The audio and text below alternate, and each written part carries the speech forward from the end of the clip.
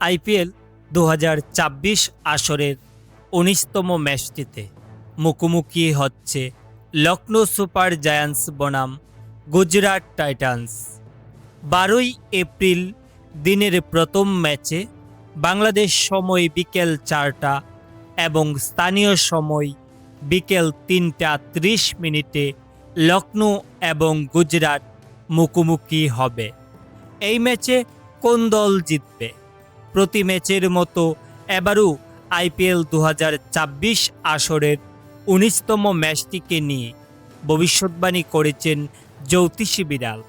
বিস্তারিত জানতে চ্যানেলটি সাবস্ক্রাইব করে সম্পূর্ণ ভিডিওটি দেখতে থাকুন।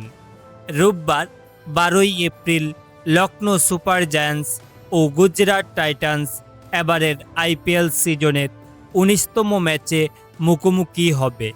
আর এই ম্যাচটিতে কোন দল জিতবে তা নিয়েই ইতোমধ্যেই ক্রিকেট বিশ্লেষকগণ তাদের মতামত প্রকাশ করছেন।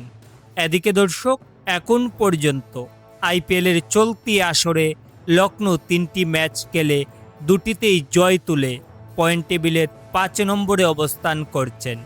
অন্যদিকে গুজরাট সমান ৩টি ম্যাচ খেলে মাত্র একটিতে জয় নিয়ে পয়েন্ট টেবিলের ৭ নম্বরে অবস্থান করছেন। এছাড়াও লখনৌ এবং গুজরাটের অতীতের পরিসংখ্যান দেখে জানতে পারি যে আইপিএল ইতিহাসে লখনৌ এবং গুজরাট মোট ৬০টি ম্যাচে একে অপরকে মোকাবেলা করেছে। এই ৬০টি ম্যাচের মধ্যে গুজরাট ৪টি এবং লখনৌ ৩টি ম্যাচে জয়লাভ করেছে। এদিকে দর্শক, সবাইকে চমকে দিয়ে প্রতি ম্যাচের মতো এবারও আইপিএল ২০২৪ আসরের ১৯তম ম্যাচটিকে নিয়ে জ্যোতিষী বিড়াল ভবিষ্যৎবাণী করেছেন।